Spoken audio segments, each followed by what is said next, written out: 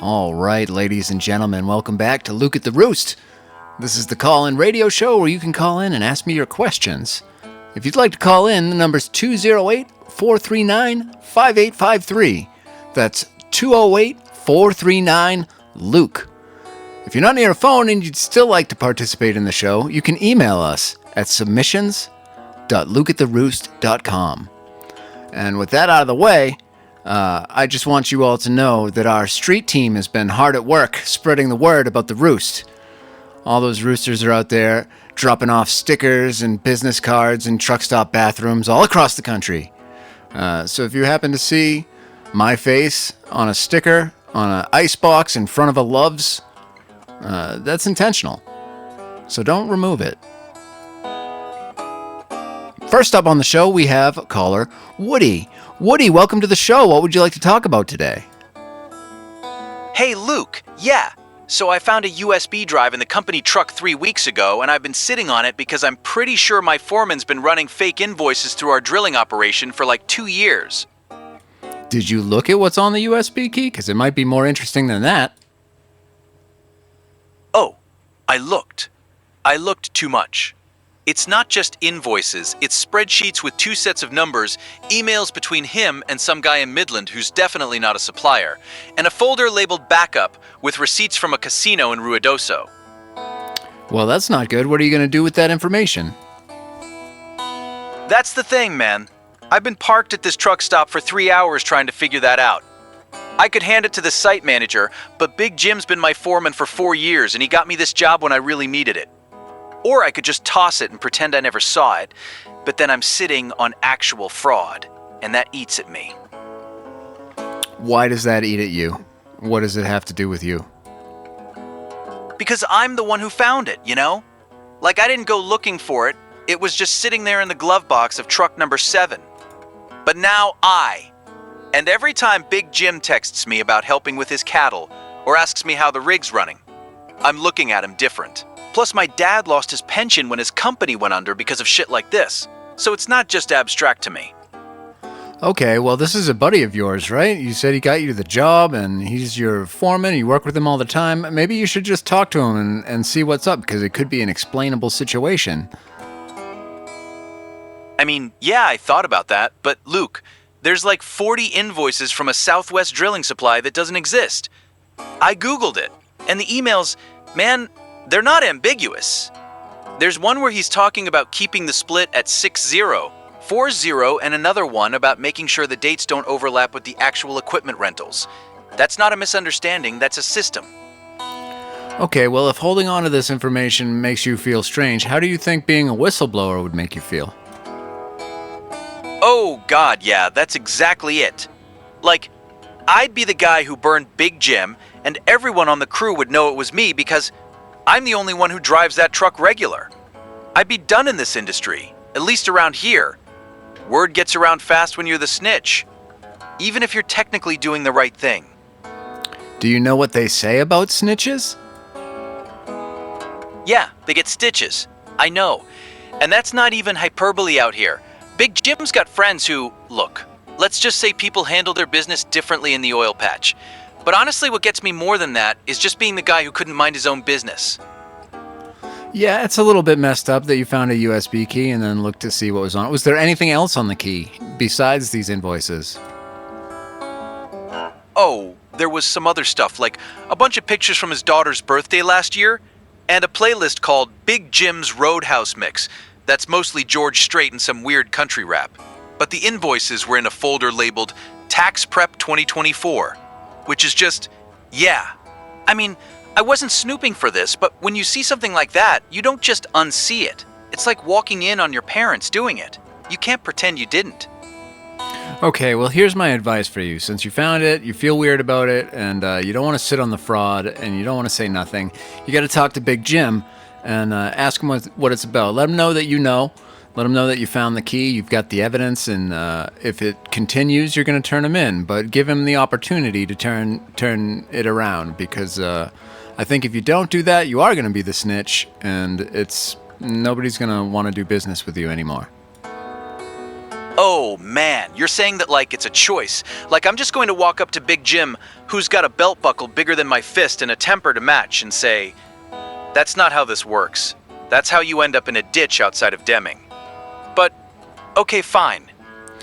Well, that's why you're smart about it, and you give a copy about it to a trusted person. If anything happens to you, that copy gets out, and you let Big Jim know that you've got the evidence, somebody else has the evidence, and if he doesn't cut the shit, you're going to turn him in. Jesus, Luke, now we're talking about insurance policies and dead man switches like I'm in a mob movie. But, I mean, yeah, that makes sense. Well, you're talking about conspiratorial fraud in an oil patch with a guy named Big Jim. You're already in a mob movie, buddy.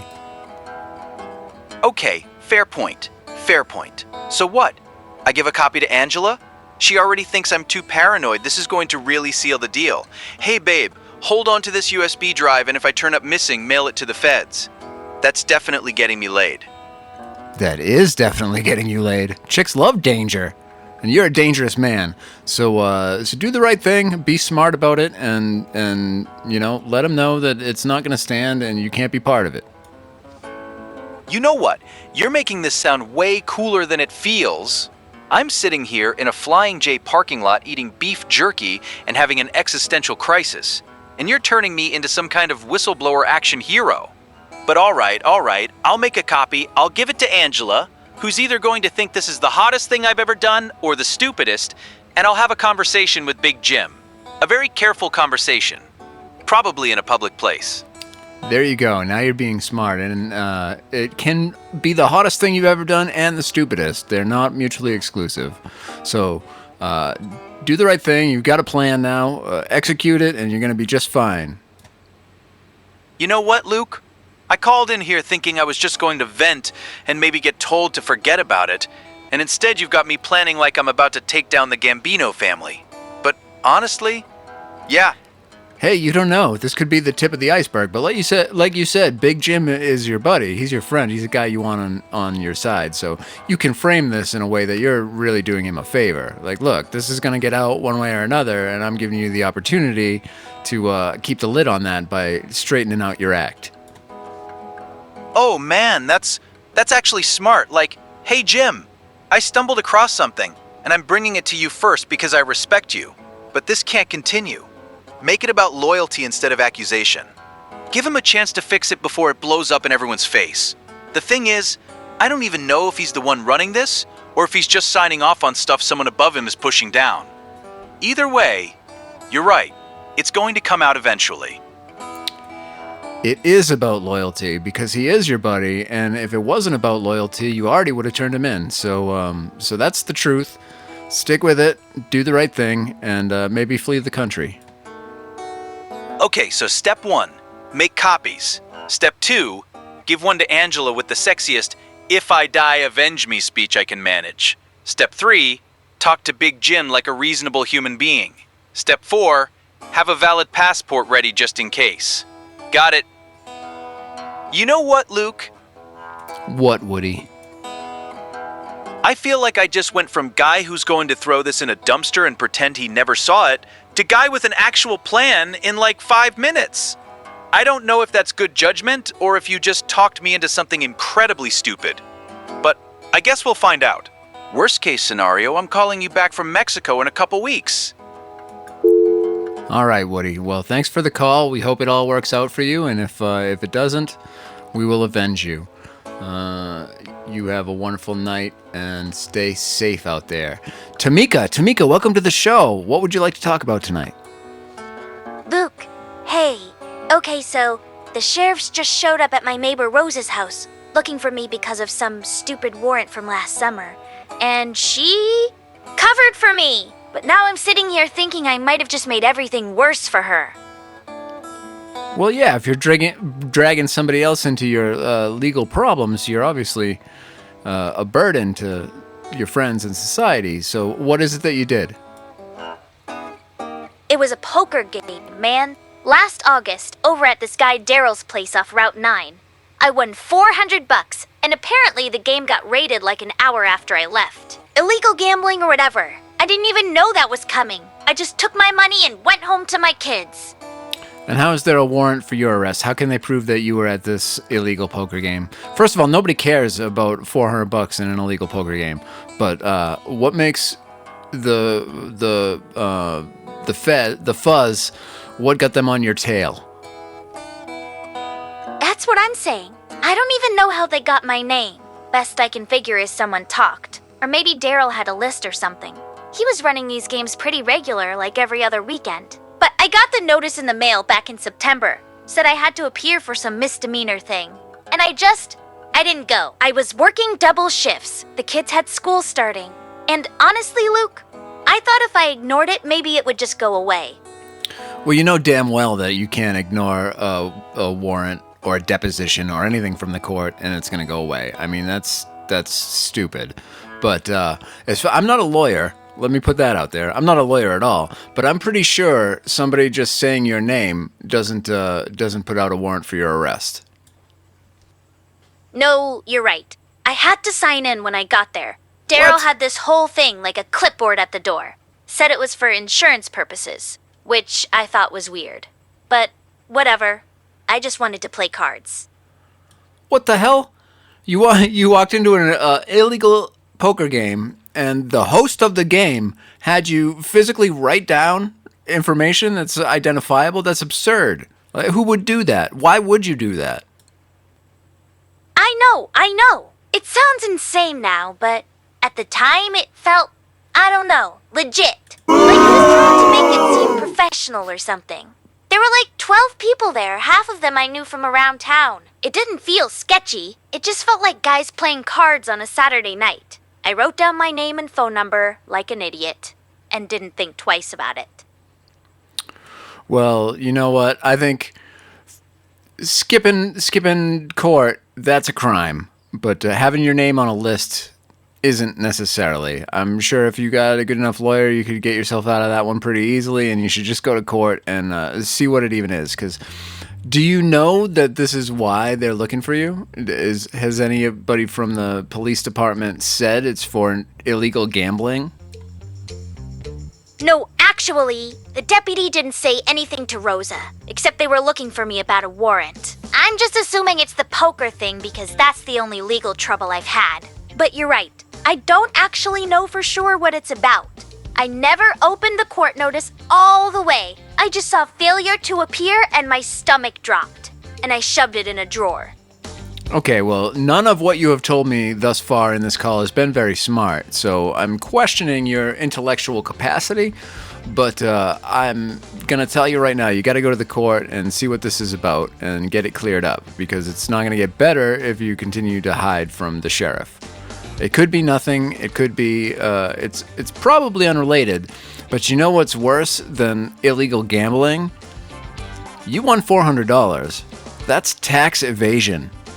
That's way worse. They will come after you forever for evading tax on $400. So you clean this up.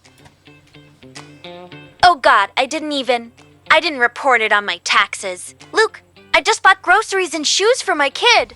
I didn't think about the IRS. Jesus Christ, is that really worse? Because now I'm spiraling here. You think that's what this is about? No, I don't think that's what this is about. I think this is about something completely different. Because honestly, nobody cares about your $400 local poker game. There would have to be something else going down there, and you're not the one that they're after. If they're staking out a high stakes, if it's a Molly's game situation, they're not after you, and they're not looking for you. They might be trying to get information out of you about someone else that was there. That I could see. But nobody cares about your $400. They might try to use that for leverage. But yeah, and since I've identified that you're not the brightest, do not report this to the IRS. Okay. So you think they want me to talk about somebody else who was there? Because there were a couple guys I didn't recognize. One of them had a real nice watch, was throwing around hundreds like it was nothing. Daryl seemed to know him though. You think that's what this is? They're trying to flip me on someone bigger? I have no idea what this is because you didn't read the fucking document they sent you that told you what it is, so maybe read that. it might have some indication. I'm just trying to give you a game plan for if you do go into the sheriff's office and they have questions, because that would be their intention. It's not to come after you, mother of however many kids you're a mother of, for $400 in a home poker game. 2 kids. And yeah, you're right. I need to dig that paper out of the drawer and actually read the whole thing. I just panicked when I saw Warrant and my name and I couldn't deal with it. But now Rose is spooked. The deputy's been to her house and I'm sitting here making tea at midnight like that's going to solve anything. I'll look at it tomorrow morning. First thing. That's good, because otherwise you're spiraling into a life of crime and you're bringing down the people that are around you with you, and it's you're a detriment to society, and nobody wants that. So take care of this situation, and if you got to stop playing poker at this poker game, I would recommend doing that for now, and maybe play online, or actually go to a casino. There are plenty of casinos with poker rooms where you can go play legitimate poker for stakes that you're comfortable with. Yeah, no, I haven't been back since. That was 6 months ago and I learned my lesson. I'm not cut out for that kind of thing. I get nervous just thinking about it now. You're right, though. I need to stop hiding and just deal with it like an adult. That is correct. Thank you for the call. We hope it all works out, and congratulations on your big poker win.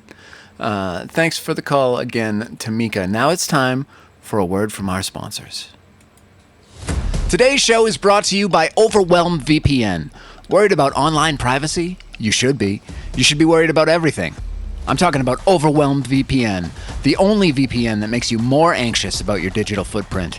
While other VPNs claim to protect you, Overwhelmed VPN sends you hourly notifications about who's tracking you, how many governments are watching, and which of your high school classmates Googled your name this week. Browse the internet while our proprietary fear engine tells you exactly how many corporations you owe your soul to. Plus, our servers are located in international waters on a decommissioned oil rig, so even we don't know where your data is. Try Overwhelmed VPN free for 30 days, if you can handle it. Use code THEYWATCHING for 20% off. Overwhelmed VPN, because ignorance is bliss, but you're not here for bliss.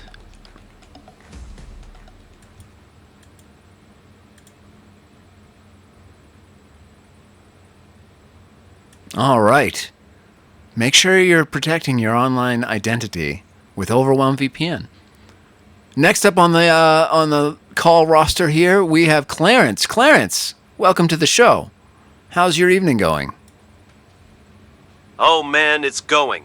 You know, got the space heater cranked, doing paperwork I should have done 3 weeks ago. So living the dream. But hey, Luke, I got to ask you something. All right, hit me with some funny shit. So last Saturday, I'm at my buddy Danny's barbecue. We've known each other 20 years, right? Hunt together, help each other move, the whole deal. I go inside to grab a beer, and I hear him out by the grill telling people that I can't even keep my own marriage running, much less an AC unit. And here's the thing. He's not wrong about the marriage part. Been divorced 2 years. But man, that landed different than the usual shit we give each other. I don't understand. Why did that bother you, sir? I mean, okay, so normally we bust each other's balls all the time, you know? That's just what we do. But this wasn't to my face. And how well do you know your way around an AC unit? What do you mean? I've been running Clarence's heating and cooling for 16 years, Luke. I know my way around an AC unit just fine. That's not the point. What is the point, sir? Your buddy said some shit behind your back and you didn't like that? No, it's not just that. It's the way he said it. Like he was of it. Like he'd been waiting to say it. And here's the thing. Danny's my best friend. Okay, how do you know he was talking about you? I mean, there's not that many Clarences around, but there could be more than one Clarence. Oh, come on, Luke. We were at barbecue. I was literally in the next room. He knows I run the AC business in town. And when I came back out with the beer, everyone got real quiet and looked at their shoes, you know? Okay, is it a possibility that you may be a cuckold? What? No, Jesus, Luke. I'm divorced. There's no cuckolding happening. Okay, so you can't keep a marriage together, and you've been divorced for a long time. It's not a very good insult from your friend. So I don't understand why this is bothering you so much. Talk to your buddy and figure out what that was about. Maybe he was drunk. Maybe he was tripping on acid. You don't know. I mean, yeah, the divorce was 3 years ago, and you're right. It's not even a creative insult. But that's what's eating at me, Luke. It wasn't creative. It was just true. Okay, so there you go. You're bothered by it because what he said was the truth and you knew it. So what are you going to do about that? It's not his fault. No, you're right. It's not his fault. I've been sitting here all week thinking about it, and I keep coming back to the same thing. Like, why would he say that? We've been friends for 20 years. Why don't you ask him that? Why are you calling the radio to ask me why he would say the truth about your life? Because I'm afraid of what he'll say, all right? I'm afraid he'll tell me he's been thinking it for years, that everyone's been thinking it, that I'm the guy who can fix everyone else's AC but can't keep his own shit from falling apart. And I heard Woody earlier, the guy with Big Jim and the fraud thing, and he's going to go confront his friend directly. And that's the same advice I'm going to give to you, is to go confront your friend directly, because if your friend's feeling that way about you and has been for some time, maybe that friendship is not worth keeping. Yeah, you're right. Sitting here in this office at midnight, 20 years of friendship. We were at each other's weddings. His kid calls me Uncle Clarence. Well, that's a bit weird. That sounds a little creepy. I don't know what to tell you, Clarence. This doesn't sound like much of an issue to me. Go talk to your friend and figure out what that was about, because people spout off shit all the time. Whoa, hold on. The kid thing isn't creepy, Luke. That's just what kids do down here. All my buddies' kids call me Uncle. That's normal, but you're right about the rest. I'm making this bigger than it is. Well, that is not normal, sir. I'm here to tell you that Uncle Clarence sounds creepy. So go talk to your friend and stop being such a baby. Jesus, what's with these people? Next up on the line, we have Sandy. Sandy, welcome to the show. How can we help you? I hope you have a better story for us than Clarence did. Jesus, what about that guy, Uncle Clarence over there? Creep. Oh man, no. I'm not calling about my feelings getting hurt at a barbecue. I can promise you that. So here's the thing. My boss gave me until next Saturday to sign off on a bunch of fire safety reports that say we did drills and equipment checks that absolutely never happened. Like not even close. I work nights at a group home, and I'm supposed to just put my name on paperwork that says we're all good, when we are very much not all good. And I know what you're going to say. Don't sign it, report it, whistleblow. But what I actually want to talk about is how this is exactly the kind of thing that's been keeping me stuck in this town for 2 years longer than I should have been here. Okay, well, I don't understand that last part, and you're right, I am going to tell you to whistleblow because a safety concern like that, I mean, if something were to happen, then you'd never be able to live with yourself afterwards if you did not whistleblow. But what is it about this situation that's been keeping you stuck in this town? No, it's not that this specific situation has been keeping me stuck. It's that this is like the perfect example of how everything works here. Like, my girlfriend left for Tucson 2 years ago, and I didn't go with her because I had this job, and it felt responsible, stable. And now I'm sitting here at 1 a.m. in an empty building, being asked to compromise myself just so this place can keep its license and keep operating. Which is the same logic for everything. The county's broke, the state funding's a joke, so we all just agree to fudge things a little bit here and there because otherwise the whole thing falls apart. Yeah, well, there's a lot of fudging going around in a lot of businesses. I've never worked anywhere where at some point I wasn't asked to compromise myself. So that is part of capitalism, I think. But when it's a safety issue, if it really has you concerned and people could be hurt from your lack of what's the word? I'm not looking for courage, integrity, then then you got to do something about that. Because if you don't, then you suck. You might as well kill the people yourself, right? If you know that there's a safety issue, you have to report that. Yeah, I know. I'm not signing it. I already decided that.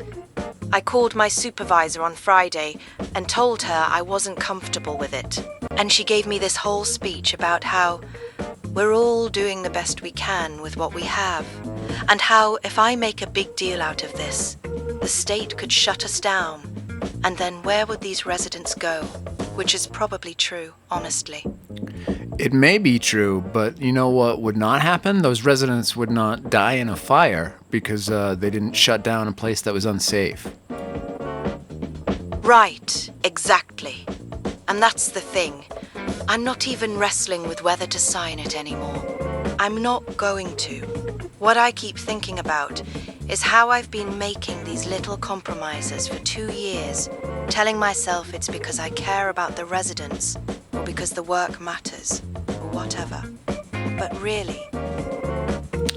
Yeah, I sympathize with that situation. I think we've all been in similar positions, and I can understand how you feel sort of compromised, because you have compromised, but that doesn't mean you have to continue, right? You've come to this realization, you've had this moment of clarity, and this is how the world works. That's every single place I've ever worked has asked me to compromise myself in some way. Now, they're not all safety issues, but it's always somebody saying, well, you got to do this for us, even though I know that it's wrong. And you know the thing, you can compromise for them over and over and over. You can be as loyal as, I don't know, a golden retriever, and when it comes down to it, they will throw you under the bus in a second. Oh, I know. I saw it happen to the last night shift supervisor. She tried to raise a stink about the staffing levels, and suddenly she was no longer a good fit. Poof, gone. And I'm sitting here in the break room, boots propped up on a folding chair, picking at a Diet Coke label, and the only light on in the whole building is this one and the hallway nightlights. Yeah, and it's good to do the best you can and care about your work and try to make an impact to society, because in some respects you're obviously doing the right thing and helping a lot of people, and that's good.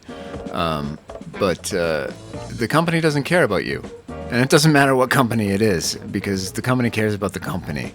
And if you're not an owner of that company, they do not give a shit about you. They might pretend to, but that is performative. That is HR. That is marketing. So make sure you know that when you're going into this stuff. Do the best work you can, but at the end of the day, you are on your own, and don't compromise. Yeah, and that's what my girlfriend kept saying before she left. She was like, Sandy, they're using your sense of responsibility against you. And I didn't want to hear it then, because it felt like she was saying the work didn't matter, but that's not what she meant. She meant exactly what you're saying. They'll take everything you're willing to give and then act surprised when you finally say no to something. And honestly... You know what? I used to work for a company called Salesforce. Maybe you've heard of them. The CEO there, his name's Mark Benioff. And when I worked there in 2015-ish, it was the culture of the company. It was a very employee-forward company where there's all the snacks you could eat, and Ohana culture. Like, they were all about Hawaii and Ohana and everybody's family here. And you know what's happened at Salesforce now? They laid off 40% of the workforce, and all of that performative bullshit about philanthropy and fixing hospital wings has turned into, how can I suck the dick of President Donald J. Trump so that I can get the tax rebates that he was promised? And this dude Benioff, he's out there making jokes about ICE and saying ICE should come to San Francisco and clean it up, and it's the complete antithesis of what the company was founded on, because all of that is bullshit. So when a company is in a position to be playing public opinion with their philanthropy and good works and employee-first culture, take that with a grain of salt, because when the tides turn, they turn with them. Jesus. Yeah, I mean, this place never even pretended to be that. We've always been broke and scrambling. But you're right, it's the same thing, just at a different scale. They'll use the "we're helping people" angle to get you to cover shifts with no notice, to ignore safety violations, to take on extra residents when we're already understaffed. Yeah, when I was there, they have this big conference every year, and they get Will.i.am and whoever is popular at the time to come in and give a speech about changing the world or some bullshit. And when I was there, that person that they paid hundreds of thousands of dollars to come speak was Hillary Clinton. Hillary Clinton came to the company, and all support behind Hillary Clinton.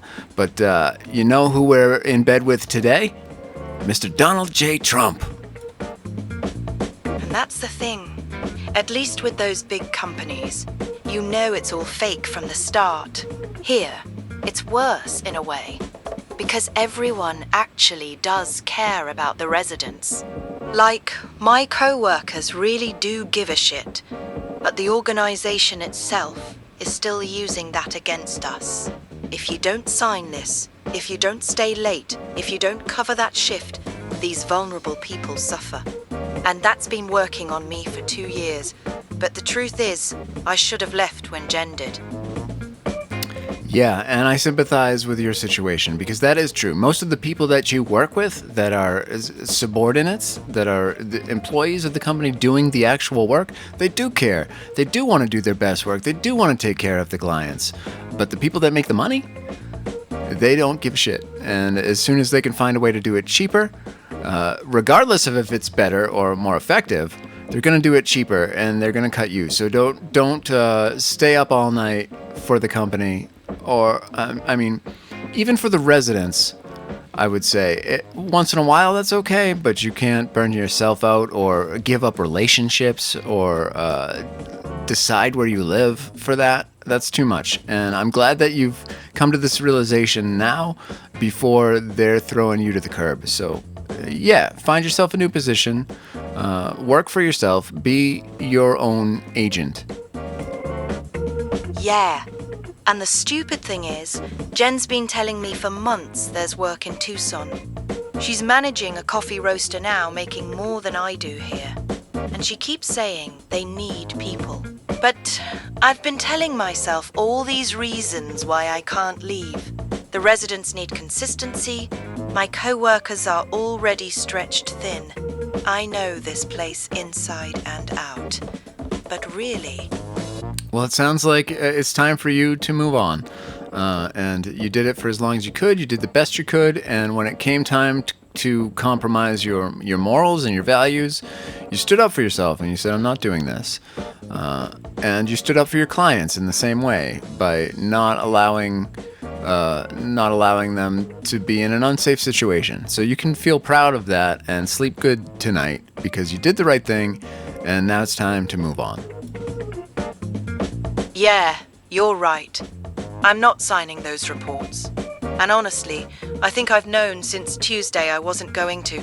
I just needed to. Well, good. I wish you the best of luck wherever you end up, and remember the lesson that you learned here, because that is the way that it is. And make sure that you are completely aware of the compromises that you're making and their effect on your well-being and your life, because nobody else is thinking about that for you, even if they tell the world that they are. They're not. Yeah. Thank you, Luke. Really. I'm going to call Jen when I get off shift. And hey, maybe I'll call you back in a few months from Tucson and let you know how it went. All right, thank you for the call, Sandy, and I hope that it all works out for you. And I'm sure that my associate employee contemporaries at Salesforce aren't going to be happy about that one, but fuck them. Now it's time for a word from our sponsors.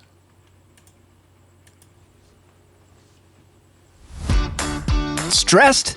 Sore? Skeptical? Doesn't matter. Try Placebo Leaf, the CBD brand that may or may not do anything but costs enough that you'll convince yourself it works. Our tinctures, gummies, and topicals contain premium hemp extract and your desperate need to feel better without addressing root causes. Is it the cannabinoids or is it the ritual of self-care? Who's to say? Placebo Leaf is THC-free, vegan, organic, and backed by studies we vaguely reference but don't link to. Take our gummies before bed and sleep great, probably because you were tired anyway, but you'll credit us. Available in flavors like Calm and Focus, concepts we've bottled and marked up for 100%. Visit placeboleaf.com and use code CHILL for 25% off. Placebo Leaf. Wellness is a feeling, and feelings can be purchased.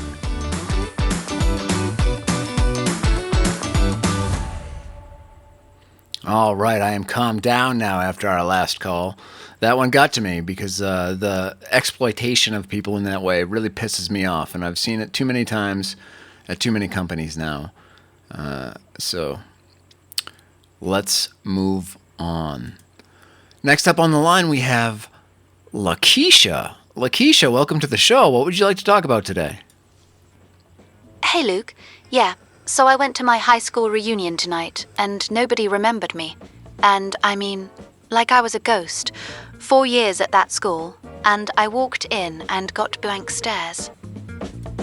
Okay, well, what was your participation in school? Were you in any, like the band or sports, or what was your school like? Oh man, I was everywhere. Volleyball team, choir second soprano, thank you very much. Worked the concession stand at every single football game, you name it. I was the one who always had the extra pen in geometry, the one who'd drive people home when their car broke down. I was. And tonight? How many concession stand workers do you remember? Okay, fair.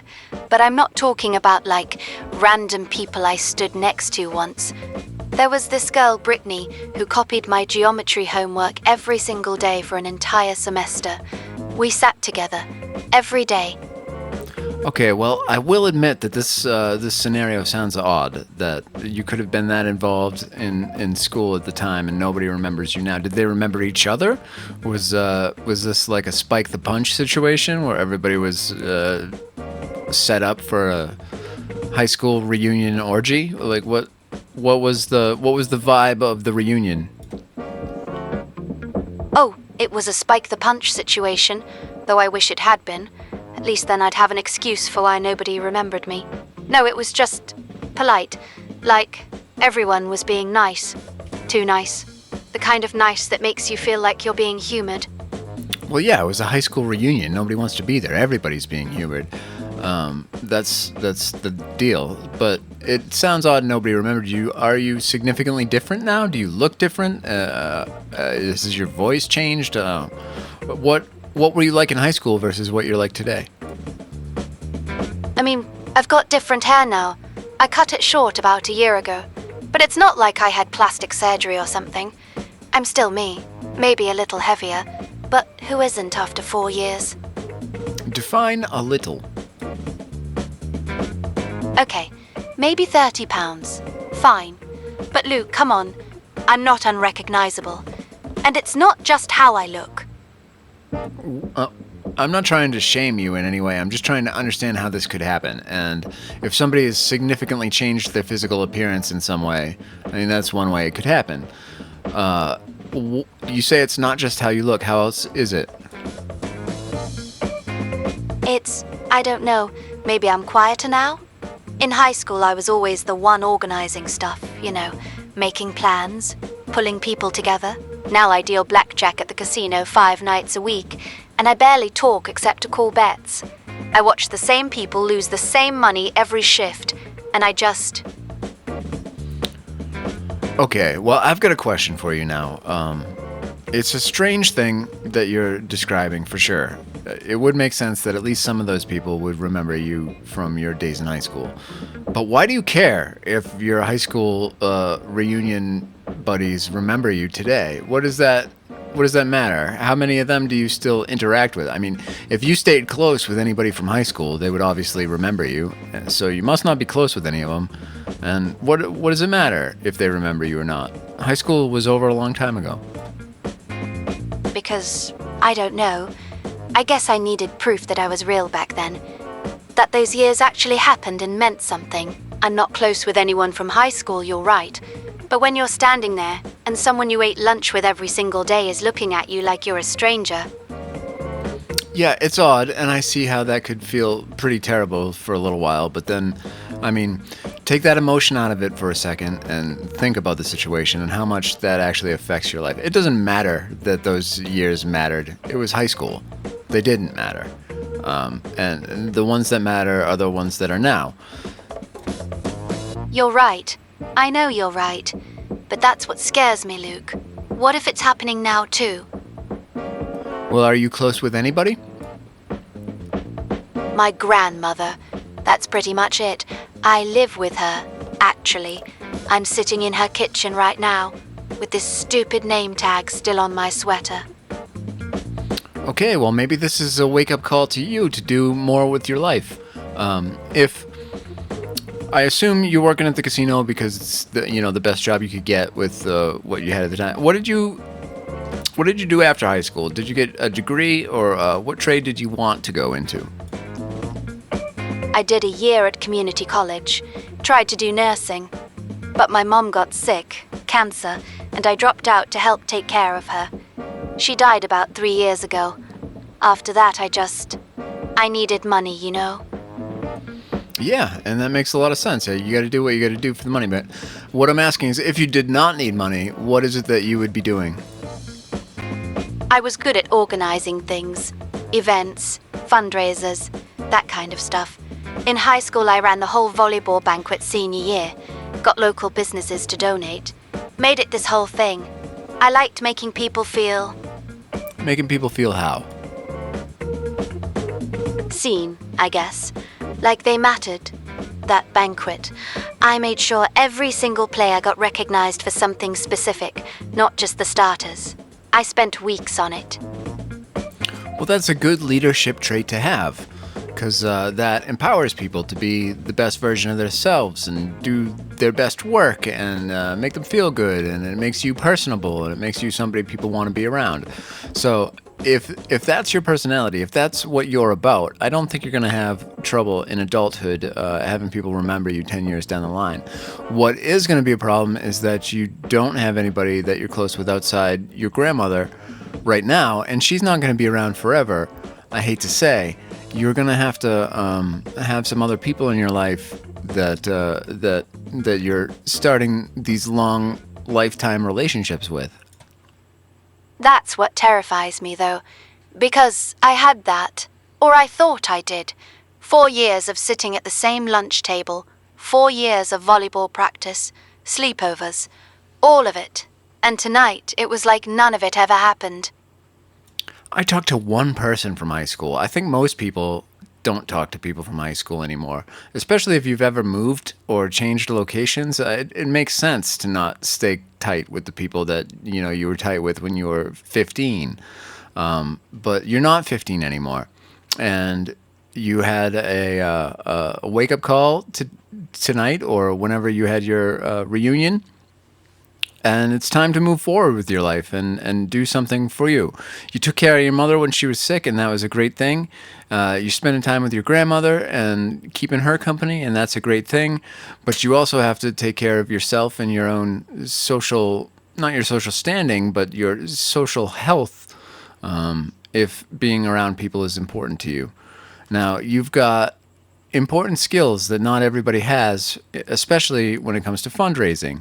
So my recommendation is to get involved with maybe a town board or a committee, a chamber of commerce, and get yourself plugged into the community and start making some friends and doing stuff with them. The casino is probably not the place for that, but there are lots of places around where you can find your fitting and provide a lot to those places. You're right. I know you're right. It's just, I've been in this holding pattern for so long, waiting for life to start happening again after my mom died. And tonight made me realize I've been invisible this whole time, not just at the reunion, at work, in town, everywhere.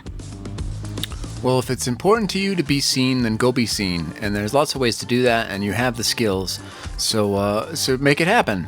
If it's not important to you to be seen, you don't have to. It doesn't matter either way. It's up to you what's important to you in your life. And it sounds like right now you're feeling like it's important to be seen. So go get yourself seen. I don't even know where to start. Like, do I just walk into the Chamber of Commerce and say, "Hey, I used to organize high school banquets. Hire me?" That sounds ridiculous. Well, you don't have to work for them. But yeah, if you walk into pretty much any place in the country and say, "I'm good at raising funds," then yeah, they're going to want to work with you. Huh. I never thought about it like that. I've just been thinking of it as this high school thing I used to do, not like an actual skill people need. Well, it is a very important skill that a lot of people need. You could join a political party and do it for a candidate that you agree with their platform. You could do it for the betterment of society, for social reasons. You could fundraise for yourself. Everybody needs a fundraiser. And if you enjoy that work and you're good at it, you're not going to struggle for work. You know what's funny? I actually liked it. The organizing part, getting people to show up, making them feel like they mattered. At the casino, I'm just... Well, at the casino, you're raising funds for the casino, which is fine. I mean, I like to go to the casino, and there are dealers there at all the games that make it fun and inviting, and they're very pleasant to be around and memorable.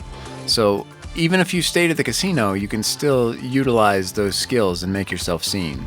But I would recommend, since you've described what you enjoy doing, that you go do that. Yeah, I could actually do that. There's a literacy thing my grandmother mentioned.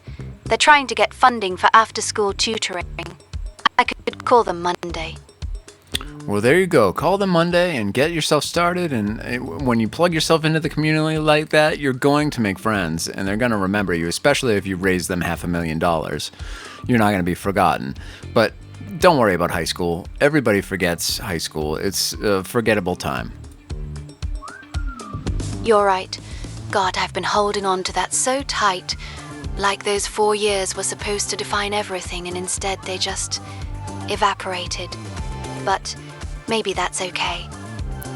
That's okay, and I think most people are glad that those years evaporated, because they're not the ones that define us. They're the ones that kind of shape how our adulthood begins, but they're plastic.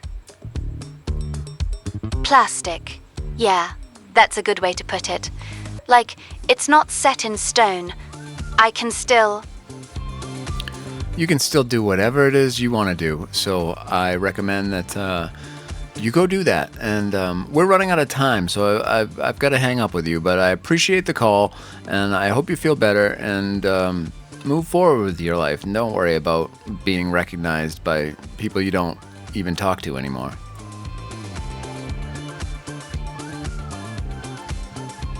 Thank you, Luke. I'm